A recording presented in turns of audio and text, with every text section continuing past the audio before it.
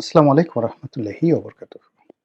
সম্মানিত দর্শক, লন্ডন থেকে জনাব তারেক রহমান সাহেবের বাংলাদেশে ফিরে আসার পর থেকেই মোটামুটি বাংলাদেশের রাজনীতি, অর্থনীতি সবকিছুই তারেক রহমান সাহেবকে কেন্দ্র করে হচ্ছে। অর্থনীতির একটি অংশ বা রাজনীতির একটি অংশ মাঝে মধ্যে তারেক রহমান সাহেবকে বাদ দিয়ে আবার জামাতের দিকে যাওয়ার চেষ্টা করছে বটে, কিন্তু মূল স্রোতটি মূল স্রোতটি এখনো পর্যন্ত তারেক রহমান সাহেবের দিকে আছে। এই ভিডিওটি যেদিন করছি অর্থাৎ ২০২৬ সালের ফেব্রুয়ারি মাসের ৪ তারিখ সন্ধ্যাবেলায়, সেই দিন পর্যন্ত সারা বাংলাদেশ মোটামুটি তারেক জ্বরে আক্রান্ত। বিএনপির যারা লোকজন রয়েছেন তাদের সবার একেবারে বদ্ধমূল ধারণা তাদের নেতাই হচ্ছেন পরবর্তী প্রধানমন্ত্রী।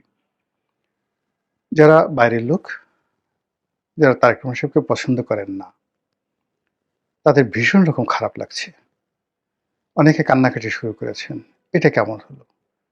এই লোককে দীর্ঘদিন ধরে এত গালাগাল করলাম, যার শিক্ষা নিয়ে, দীক্ষা নিয়ে, পরিবার নিয়ে, ব্যক্তিগত জীবন নিয়ে কি সব কথাবার্তা বললাম। এখন তাকে বলতে হবে মাননীয় প্রধানমন্ত্রী জনাব তারেক রহমান, বা টেলিভিশনের খবরগুলোতে প্রচারিত হবে আজকের এই দিনটিতে প্রধানমন্ত্রী তারেক রহমান সাহেবের সম্ভাব্য সফরসূচি, অথবা বলা হবে আজকে জাতির উদ্দেশ্যে ভাষণ দেবেন মাননীয় প্রধানমন্ত্রী জনাব তারেক রহমান। তিনি যখন সংসদে থাকবেন, সংসদ সদস্যরা বলবেন মাননীয় প্রধানমন্ত্রী জনাব তারেক রহমান বা মাননীয় সংসদ নেতা জনাব তারেক রহমান সাহেব আপনি কিছু বলুন, স্পিকার বলবেন। তো এই জিনিসগুলো যারা তারেক রহমান সাহেবকে পছন্দ করেন নাই ইতিপূর্বে, বিশেষ করে আওয়ামী লীগের যারা লোকজন, কট্টরপন্থী লোকজন যারা তারেক রহমান সাহেবকে তুই তুকারি বলে কথাবার্তা বলতেন, এটি তাদের জন্য বিশ্বাস করেন। মানে যে কোনো মানুষকে পৃথিবীর সবচেয়ে নিকৃষ্ট একটি খাবার, পচা খাবার তার সামনে দিয়ে যদি বলা হয় না খাবার না, যে কোনো একটি পচা দুর্গন্ধযুক্ত পদার্থ আপনারা অনুমান করে নেন, সেগুলো যদি বলা হয় যে তুমি এটা চামিচ দিয়ে, কাঁটা চামিচ দিয়ে ধীরে ধীরে ধীরে ধীরে খাবে, এবং প্রথমে কয়েক চামচ খাবে, তারপরে সেটা নাকে মুখে চোখে মাখবে, তারপরে সেটার সঙ্গে প্রয়োজন মনে করলে কিছুটা লবণ, কিছুটা লেবু, কিছুটা পেঁয়াজ মরিচ মাখিয়ে তুমি পেস্ট করে নিতে পারো, এটা তোমার ইচ্ছা। তখন ওই মানুষটার জন্য যে একটা অবস্থা তৈরি হবে, আওয়ামী লীগের লোকজন যারা তারেক রহমান সাহেবকে অপছন্দ করেন, তাদের জন্য এই প্রধানমন্ত্রী তারেক রহমান এই কথাটা শোনার সঙ্গে সঙ্গে ওইরকম একটা অবস্থা তৈরি হয়ে গেছে। গেল এটা। ২ নম্বর হলো যে বর্তমান আওয়ামী লীগের অবর্তমানে রাজনীতিতে যারা বিএনপির প্রতিপক্ষ, তাদের মধ্যে এখন তারেক বিদ্বেষ মারাত্মক আকার ধারণ করেছে। আওয়ামী লীগের চাইতেও তারা এখন তারেক রহমান সাহেবকে বেশি অপছন্দ করেন। প্রধানমন্ত্রী তারেক রহমান এই কথাটা স্মরণ করতেই তাদের মাথায় একটা চক্কর দেয়, চোখ দুটো ঘুরতে থাকে, পেটের মধ্যে গুড়গুড়ানি শুরু হয়ে যায়, বিশ্রী এরকম আওয়াজ শুরু হয়ে যায় পেটের মধ্যে থেকে, পুটপুট ফুটফুট ভুটভুট শুরু হয়ে যায়। এবং সেটা যে কি পরিমাণ নিকৃষ্ট সেটি তাদের সাম্প্রতিক সময়ের কথাবার্তায় আপনারা সেটা বুঝতে পেরেছেন। এই গেল অবস্থা। দেশে যারা রাজনীতিবিদদের বাইরে রাজনৈতিক বিশ্লেষক রয়েছেন, জ্ঞানীগুণী পণ্ডিত, মানে এরা সবসময় করে কি স্রোতের অনুকূলে বা হাওয়ার অনুকূলে তারা পাল তুলে দেয়, নৌকা ছেড়ে দেয়। এখন সারা দেশ জাতি তারেক বন্দনায় লিপ্ত। জ্ঞানীরা কবিতা লিখছেন, গুণীরা সেই বিভিন্ন কর্মকাণ্ড করছেন তারেক ভজনে, কবিরা কবিতা রচনার পাশাপাশি দার্শনিকরা বিভিন্ন দার্শনিক সূত্র তৈরি করে ফেলছেন, কি করিলে কি হয়। সবাই অবাক বিষয়ে তারেক রহমান সাহেবের দিকে তাকিয়ে আছেন, মানুষের চেহারা তো সুন্দর হয় কি করে।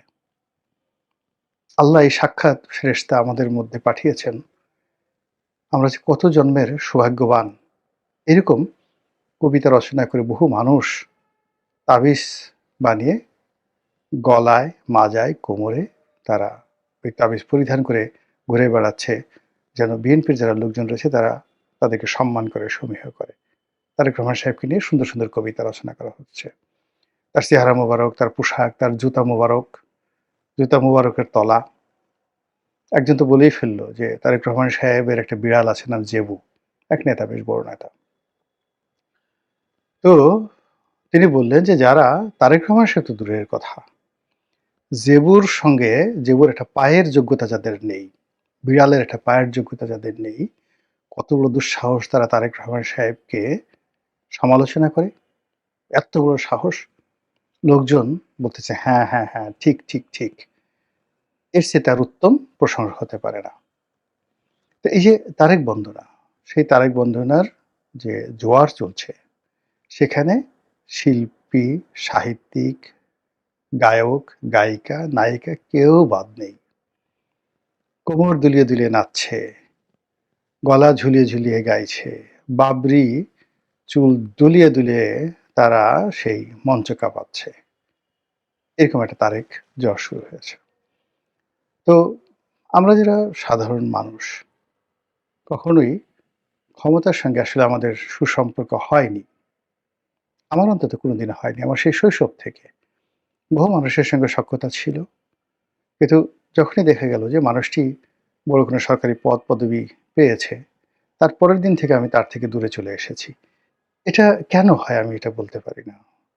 সব ক্ষেত্রে মানে এখন ধরুন রাজনীতি করি, রাজনীতির আগে তো বহু বছর ভালো, ভালো জায়গাতে ছিলাম। গ্রামে ছিলাম, শহরে ছিলাম, দেশে ছিলাম, বিদেশে ছিলাম। কিন্তু এই ক্ষমতার কাছাকাছি মানুষগুলোর সঙ্গে সম্পর্ক রাখা, সেই সম্পর্ককে ব্যবহার করা, ক্ষমতার পিছনে ছোটার যে লিপ্সা, এটা কেন জানি আমার হয়নি। হয়তো সেই যোগ্যতাই নেই। তো আমরা এই তারেক রহমান সাহেব যখন দুঃসময় ছিল, তখন বলার চেষ্টা করেছিলাম যে, "তারেক রহমান সাহেব দেশে আসছেন না, আসবেন না" ইত্যাদি, ইত্যাদি। তখন বলছিলাম যে, "না, তিনি আসবেন এবং তিনি আসলে যমুনার যে কর্তৃত্ব, ডক্টর মোহাম্মদ ইউনূসের কর্তৃত্ব থাকবে না। যমুনার সামনে লোকজন যাবে না।" এ কথা বলেছিলাম।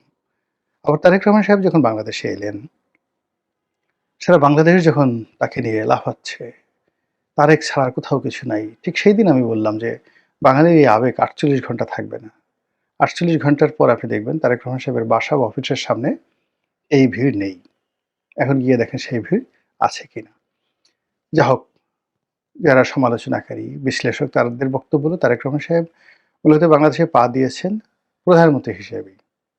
এর কারণ হলো যে তিনি বিদেশে থেকে যে এলেন, দেশের একটা বিশেষ প্রয়োজনে যখন ওসমান হাদির ঘটনাটা ঘটল, ঠিক ওই সময়টিতে দেশ একটা টারমাইল অবস্থাতে চলে যাচ্ছিল এবং দেশের যারা রাজনীতিক নেতৃবৃন্দ ছিলেন, বিশেষ করে জামাতের নেতৃত্বে আ যে সকল ইসলামপন্থী দল ছিলেন, তারা একটা বিকল্প বিপ্লবের কথা চিন্তা করছিল। ওসমান হাদির জানাজা যেদিন হবে সেদিনই এরকম একটা বিকল্প কিছু হতে পারে এরকম আশঙ্কা সবাই করেছিল। এটা যে জামাত আ করেছে বা করবে নট লাইক দ্যাট, কিন্তু তাদের পক্ষে যে সকল ইউটিউবার রয়েছেন, দেশের বাইরে যে সকল কনটেন্ট ক্রিয়েটর রয়েছেন, তারা এরকম একটা ন্যারেটিভ তৈরি করেছিল যে যেদিন ওসমান হাদির জানাজা হবে সংসদ ভবনে সেদিন কিছু একটা ঘটবে। এই গেল এক। কিন্তু ডেইলি স্টার এবং প্রথম আলোতে আক্রমণের মাধ্যমে আ পুরো পাবলিক সেন্টিমেন্ট এবং গ্লোবাল যে অ্যাটেনশন, এটি মূলত আ সেই যারা বিপ্লবী ছিলেন, যারা উসমান হাদির হত্যাকাণ্ডের বেনিফিশিয়ারি হওয়ার চেষ্টা করেছিলেন, তাদের বিরুদ্ধে চলে যায়। মবকারীদের বিরুদ্ধে চলে যায়। ঠিক ওই সুযোগটিতেই জনাব তারেক রহমান সাহেব বাংলাদেশে আসার ঘোষণা দেন। সবাই খুব আশ্চর্য হয় যে উনি এই সময়টাতে এটা বললেন কেন বা করলেন কেন? যদি তিনি নিজের ইচ্ছায় সেটা করে থাকেন, অবশ্যই সেটা ভালো। এর কারণ হলো নেতা সবসময় ক্রাইসিস মোমেন্টে সাড়া দেন। নরমালি অন্য সময় দেন না। যে যত বড় নেতা, সে তত বড় বিপদের সময় নিজেকে সমর্পণ করেন। তো সেই অর্থে তারেক রহমান সাহেব তার স্ত্রী, তার কন্যা, পরিবারের প্রিয়জনদেরকে নিয়ে লন্ডনের পার্ট আ গুছিয়ে তিনি যে বাংলাদেশে আ এসেছেন, এটা যেন তেন সাহসের বিষয় নয়। নিঃসন্দেহে এটা অনেক, অনেক বড় সাহসের বিষয়। এমনকি শেখ হাসিনার জমানার চাইতেও এটি বেশি সাহসের বিষয়। শেখ হাসিনার জমানাতে যে স্ট্রাকচার ছিল, রাষ্ট্রের কারাগার থেকে শুরু করে অনেকগুলো রাষ্ট্রীয় প্রতিষ্ঠান নিরাপদ ছিল।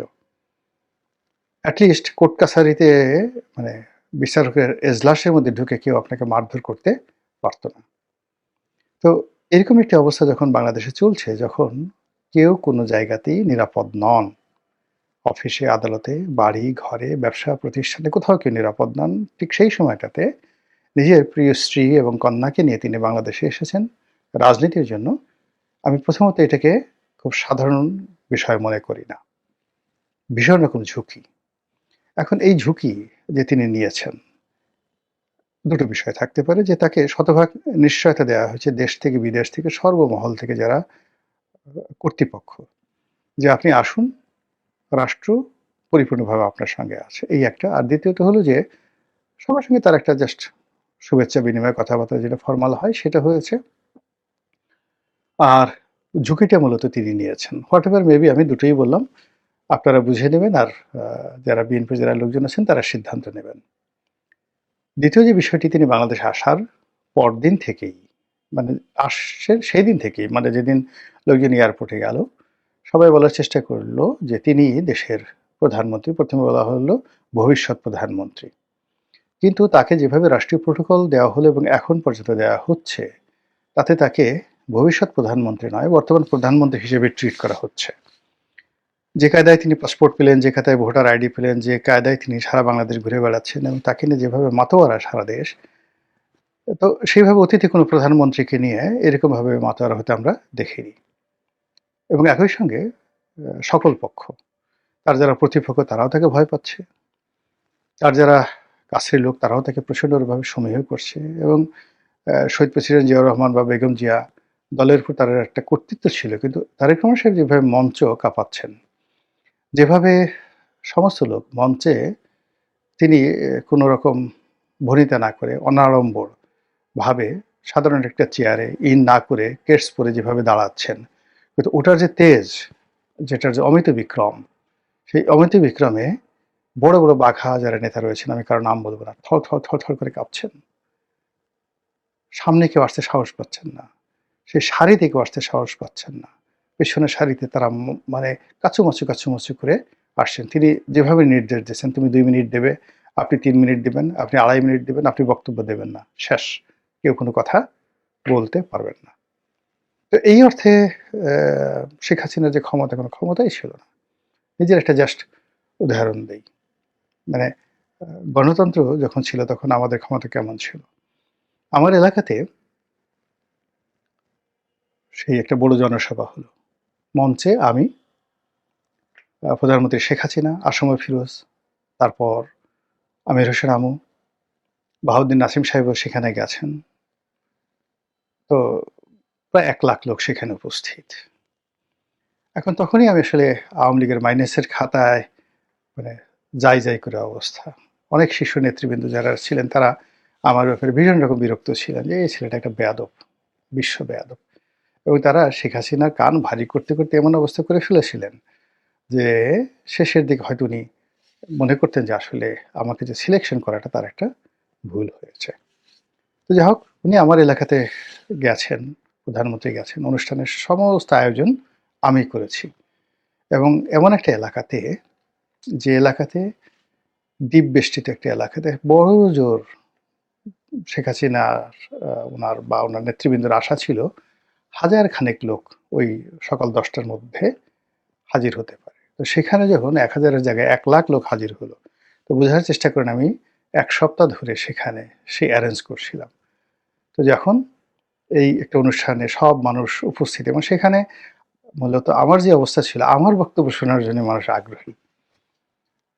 তো এমন সময় বাহাউদ্দিন নাসিম সাহেব এসে বললেন যে, "এমপি সাহেব, আ প্রধানমন্ত্রী বলেছেন বা প্রধানমন্ত্রী বক্তব্য দিবে মতিয়া চৌধুরী, মানে মতিয়া আপা দিবে, আর বিএডিসির চেয়ারম্যান সাহেব উনি বক্তব্য দিবেন। আপনার দেওয়ার দরকার নেই।" পাশে প্রধানমন্ত্রী বসা। তা আমি গিয়ে বাহাউদ্দিন নাসিম সাহেবকে বললাম, "হু আর ইউ? আপনি কে?"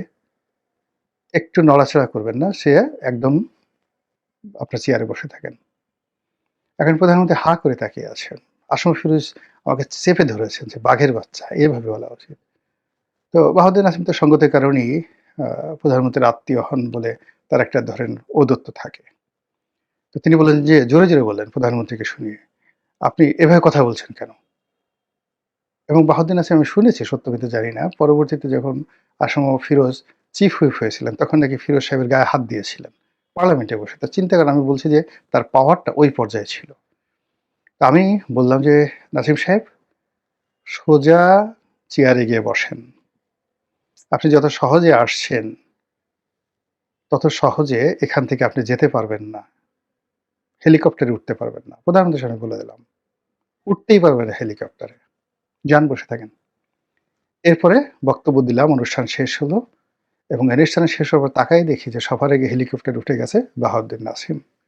তো ডেমোক্রেসি যেখানে থাকে, সেখানে যেকোনো মানুষেরই স্টেক হোল্ডার, তার এই ধরনের ক্ষমতা থাকে। এখন আওয়ামী লীগে আমার পরবর্তীতে হয়নি, কিন্তু যতদিন আমি আওয়ামী লীগে ছিলাম ততদিন ঠিক এই ধরনের ক্ষমতা নিয়েছিলাম। পার্লামেন্টারি কমিটিতে, আপনার কাছে গল্পের মতো মনে হবে, মানে সংসদীয় কমিটির বৈঠকে, তারপর সংসদীয় সভা, প্রধানমন্ত্রীর সভাপতিত্বে যেটি হয় সংসদীয় সভা, সেখানে, এরপর